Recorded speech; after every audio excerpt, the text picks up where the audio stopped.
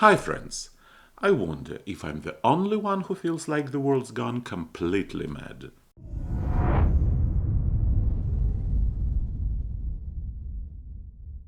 Doctors have made another discovery capable of knocking the ground out of under millions of peoples.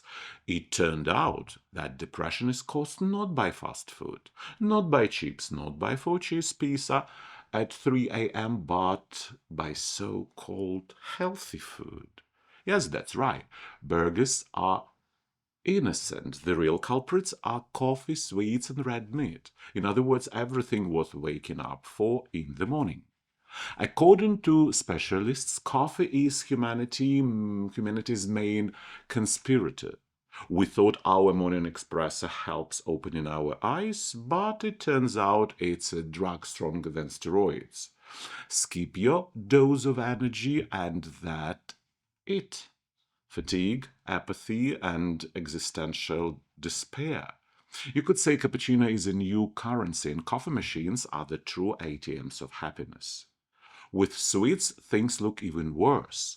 Cake and candy lovers, according to doctors, sign their own sentence. The body pumps insulin into the blood so generally as if it handing out free autographs.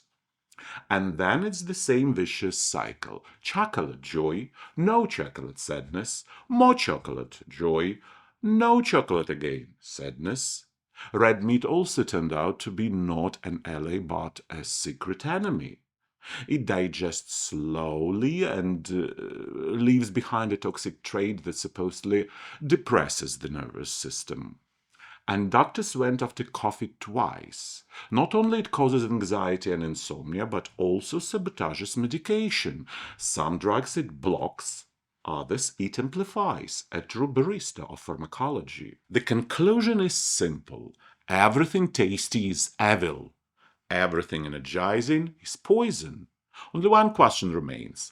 What does help with the depression then? Raw broccoli and sparkling free mineral water? Well, this is the perfect moment to recall the immortal quote by the unique Soviet actress Faina Ranevskaya. Everything I love is either immoral or making me obese.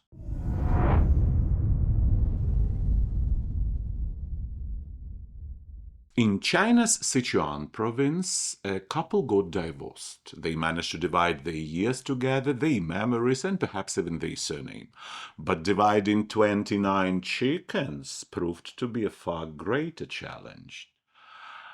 As it turned out, dividing people is easier than dividing poultry. The husband and wife swiftly completed the divorce paperwork, but when it came to the feathered property, emotions boiled over like a giant pot of broth.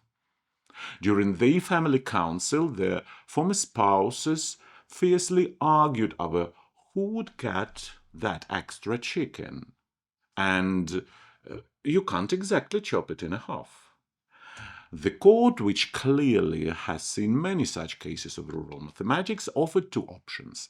Either one pays the other compensation for the unfortunate 29th bird, or they cook it together, symbolically sharing not only the meat, but the last remnants of common sense. In the end, great Chinese wisdom prevailed. If you can't divide a chicken, eat it.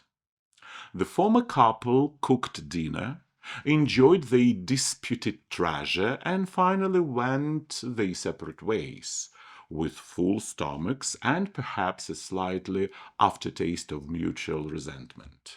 The internet is already joking that everything is in the story is perfect. The free dinner and the fact that the chicken, unlike their marriage, at least brought pleasure to someone.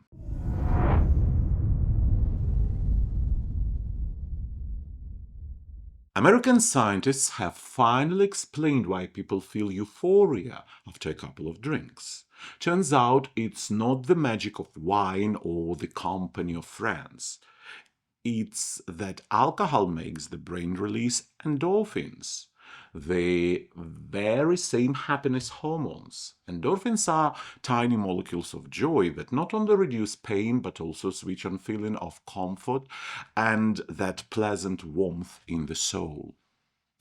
The same receptors are affected by opioid painkillers. That is why both can easily become addictive. Researchers at the University of California, San Francisco, recruited volunteers, both heavy drinkers and moderate ones. First, they scanned their brains with a compound that binds to pleasure receptors. Then they gave them alcohol and discovered that the receptors were already occupied. Endorphins has rushed in first. The volunteers at that moment dutifully reported, "Oh yeah, that feels good." An interesting nuance. In the pleasure center, endorphins caused euphoria in everyone. But in the brain area responsible for emotions and decision making, the surge occurred only in those who drank frequently and a lot, which honestly explains a lot about drunk decisions. The conclusion. Science now has direct evidence that alcohol really does tickle the pleasure system. And it seems we always suspect that, just waited for someone to show it on brain scans. In other words, scientists have confirmed what Bartender always knew.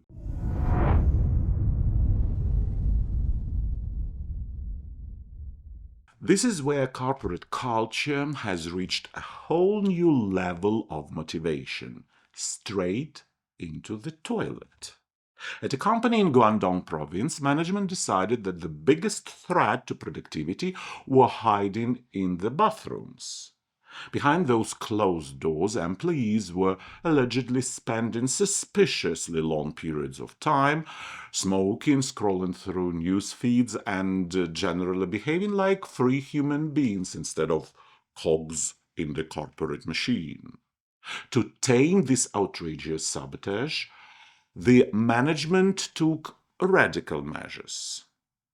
Several fans of extended bathroom breaks were secretly photographed, and their portraits were proudly displayed on the same bathroom wall, a true wall of shame where the guilty could contemplate that their 5 minutes of privacy had now become public property.